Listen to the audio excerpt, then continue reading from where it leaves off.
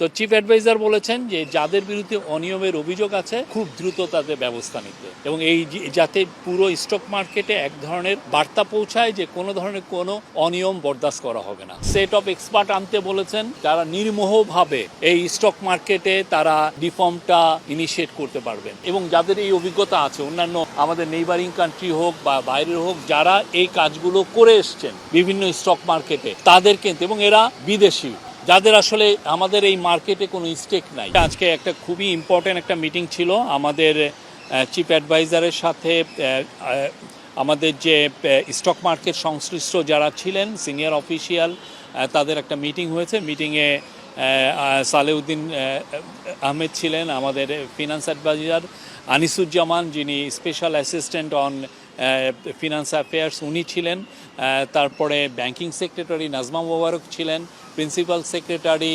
সিরাজউদ্দিন সাথী ছিলেন, এবং Bangladesh stock exchange Bangladesh security exchange কমিশনের চেয়ারম্যান রাশেদ মাকসুদ খান ছিলেন। রাশেদ মাকসুদ খান পুরো মিটিংয়ে ব্রিফিং করেন যে মার্কেটের কি অবস্থা, গত 9 মাসে কি ধরনের রিফর্ম করা হয়েছে, কোথায় কোথায় এখনও রিফর্ম চলমান আছে, সেগুলো নিয়ে পুরো একটা বিস্তারিত পিকচার দেন, এবং সেই অনুযায়ী একটা খুবই প্রাণবন্ত একটা ডিসকাশন হয়।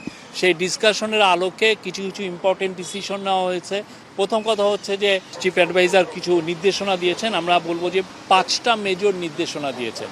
প্রথম নির্দেশনা হচ্ছে যে সরকারের যেগুলো বাংলাদেশে যেগুলো কোম্পানি বা যেগুলো ফরেন কোম্পানিতে সরকারের স্টেক আছে, যেমন ধরেন ইউনিলিভার, তাদেরকে যাতে খুব দ্রুত স্টক মার্কেটে আইপিওতে আনা যায়, আইপিও তারা জন্য ছাড় ইস্যু করেন, সেই জন্য এটা আনার জন্য উনি বলেছেন। দ্বিতীয়টা হচ্ছে যে বাংলাদেশে আপনি জানেন যে অনেক প্রাইভেট কোম্পানি আছে, এখন তারা তাদের টার্নওভার $2-3 বিলিয়ন, অনেক অনেক বড় বড় কোম্পানি হয়েছে। বাংলাদেশের তো সেই 20-30 বছর আগের বাংলাদেশ না, অনেকগুলো কোম্পানি অনেক বড় হয়েছেন, তাদের অনেক বড় বড় ভেঞ্চার আছে।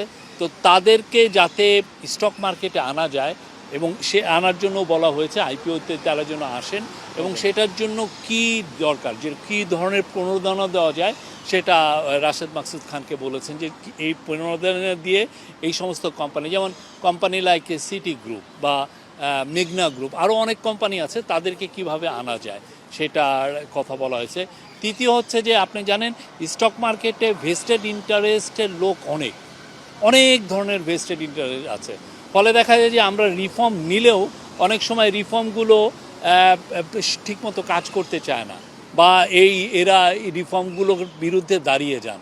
তো এইটার জন্য এই স্টক মার্কেটে যাতে খুব ডিপ রিফর্মটা ক্যারি আউট করা যায়, এবং এমন ব্যক্তি যাদের আসলে এইখানে কোনো ইন্টারেস্ট নাই, এই রকম একটা রিফর্মের কথা চিফ অ্যাডভাইজার বলেছেন। এবং উনি বলেছেন সেট অফ ফরেন এক্সপার্টকে আনতে বলেছেন, যারা এসে 3 মাসের মধ্যে পুরো রিফর্মটা তারা ইনিশিয়েট করবেন বা ক্যারি আউট করবেন। এইটার একটা সেট অফ ফরেন এক্সপার্টকে আনতে বলেছেন। ফোর্থ হচ্ছে হলো আমাদের, আপনি জানেন যে স্টক মার্কেটের বা স্টক মার্কেট রেগুলেটর বা এই সংশ্লিষ্ট সমস্ত যারা এজেন্সিগুলো আছে বা অফিসগুলো আছে, ওইখানে অনেক ধরনের দুর্নীতি আছে, দুর্নীতিগ্রস্ত অনেক বিরুদ্ধে অনেকের অনিয়মের কথা শোনা যায়। তো চিফ অ্যাডভাইজার বলেছেন যে যাদের বিরুদ্ধে অনিয়মের অভিযোগ আছে খুব দ্রুত তাদের ব্যবস্থা নিতে, এবং এই যাতে পুরো স্টক মার্কেটে এক ধরনের বার্তা পৌঁছায় যে কোনো ধরনের কোনো অনিয়ম বরদাস্ত করা হবে না। আর 5 হচ্ছে যে আপনি জানেন যে বাংলাদেশে যে যারা বড় বড় কোম্পানি আছে, তারা মার্কেটগুলোর থেকে ব্যাংকগুলোর থেকে তারা আসলে ঋণ নেন, অনেক সময় সিন্ডিকেটেড লোন নেন, অনেকগুলো ব্যাংকুর থেকে 1000-2000 কোটি টাকা তারা ঋণ নেন একটা বড় প্লান্ট সেট আপের জন্য। তো এইটার জন্য বলা হয়েছে যে এই ঋণটা যাতে এটাকে নিরুৎসাহিত করে কিভাবে এই ঋণে না যে কিভাবে তারা বন্ড ইস্যু করে বা স্টক মার্কেটের মাধ্যমে কিভাবে তারা তাদের ফান্ডটা রেজ করতে বা ক্যাপিটালটা রেজ করতে পারেন, সেই বিষয়ে বলা হয়েছে। আমি আবারও বলবো যে খুবই প্রাণবন্ত আলোচনা হয়েছে, চিফ অ্যাডভাইজার পুরোটা শুনেছেন, শোনার পরে উনি নির্দেশনা দিয়েছেন, এবং আমরা আশা করছি যে খুব দ্রুত স্টক মার্কেটে মানে আমরা রিয়াল এবং মিনিংফুল রিফর্ম দেখতে পারবো। আচ্ছা, একটা প্রশ্ন ছিল যে বাজারে যেই ইন্টারমিডিয়েট যারা আছে মধ্যস্থকারী, মার্চেন্ট ব্যাংক, ব্রোকারেজ হাউস বা যারা হচ্ছে ব্যবসা করে থাকেন, তারা দাবি করছেন যে আমাদের সমস্যা কিন্তু আমাদেরকে মিটিংয়ে রাখা হলো না, সেক্ষেত্রে মিটিংটা আমরা তো বলছি এটা হাই লেভেল গভর্নমেন্টের অফিসিয়ালদের মিটিং। আপনারা দেখবেন আমাদের কাজগুলো হোক, কাজগুলো হওয়ার পর সবাই আমরা মনে করি যে যারা যারা স্টেক হোল্ডার সবাই বেনিফিটেড হবেন, সবাই একটা স্ট্রং ভাইব্রেন্ট স্টক মার্কেট দেখতে পাবেন। কেউ বলবেন না যে ওকে আপনি মিটিংয়ে থাকলেই যে আপনার কথাটা আসে তা তো না। আমরা চাই যে আপনারা যে এইটা ডিজায়ার করছেন, সবাই কি চান যে একটা স্ট্রং, একটা ভালো, হ্যাঁ, এটা ফাংশনিং এবং দুর্নীতিমুক্ত একটা স্টক মার্কেট, হ্যাঁ, যেখানে প্রত্যেকটা একটা বড় ইনভেস্টর হোক আর ছোট ইনভেস্টর হোক সবার স্বার্থ সংরক্ষণ হয়, সেটাই তো সবাই চাচ্ছেন। এবং সেই দিকেই আমরা চিফ অ্যাডভাইজার সেই নির্দেশনাই দিয়েছেন যাতে সবাই প্রোটেক্টেড থাকেন এবং তাদের স্বার্থটা সংরক্ষিত থাকে।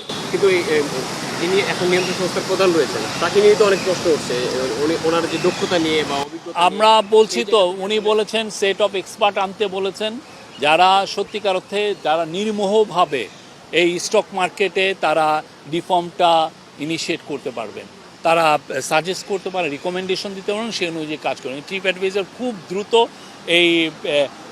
এই রিফর্মে যারা এবং যাদের এই অভিজ্ঞতা আছে, অন্যান্য আমাদের নেইবারিং কান্ট্রি হোক বা বাইরের হোক, যারা এই কাজগুলো করে এসছেন বিভিন্ন স্টক মার্কেটে, তাদেরকে, এবং এরা বিদেশি, যাদের আসলে আমাদের এই মার্কেটে কোনো স্টেক নাই, এরকম এক্সপার্টদেরকে আনতে বলেছে। এটা খুব দ্রুত যারা আসবেন তারা খুব দ্রুত করবেন। সমসাময়িক যে সমস্যাটা এখন মার্কেটে বিদ্যমান, সেই ক্ষেত্রে আসলে এগুলো সবই সমসাময়িক সমস্যা।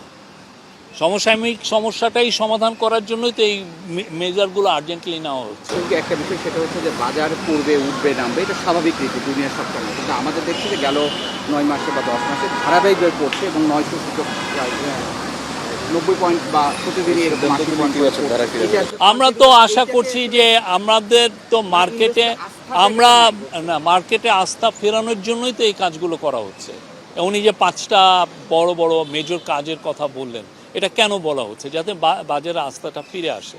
আমরা আশা করছি এমন একটা মার্কেটে এমনভাবে আস্থাটা ফিরবে যাতে সবাই বেনিফিটেড হন, যে 3-4টা লোক যাতে বেনিফিট, বা একটা ভেস্টেড ইন্টারেস্ট গ্রুপ যাতে বেনিফিটেড না। আগে আমরা দেখেছি কি এরকম অনেক কথা বুলি টুলি করে দেখা যাচ্ছে একটা particular vested group, interest group benefited হয়েছেন, এবং আমাদের স্টক মার্কেটগুলোতে যেটা হয়েছে এক ধরনের বড় রকমের ডাকাতি হয়েছে চোখের সামনে দিয়ে।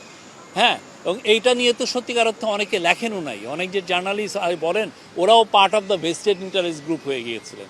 তা আমাদের আজকের মিটিংয়ের মেসেজটা হচ্ছে যে এই পুরো স্টক মার্কেটে খুব দ্রুত মিনিংফুল রিফর্ম করা, যাতে সবাই বেনিফিটেড হন, যারা ইনভেস্টমেন্ট করতে আসবেন, যারা আইপিওতে যাবেন, যারা এখানে বন্ড ইস্যু করবেন, বা মিউচুয়াল ফান্ডের কথাও বলা হয়েছে যে অন্যান্য দেশে মিউচুয়াল ফান্ড খুবই পপুলার, আমাদের এখানে মিউচুয়াল ফান্ড যাতে বড় হয়, পপুলার হয়, এবং এটাকে নিয়ে যাতে এক ধরনের ভেস্টেড ইন্টারেস্ট গ্রুপ জন্য এটাকে নিয়েও ম্যানিপুলেট না করতে পারে, সেটার কথাও বলা হয়েছে।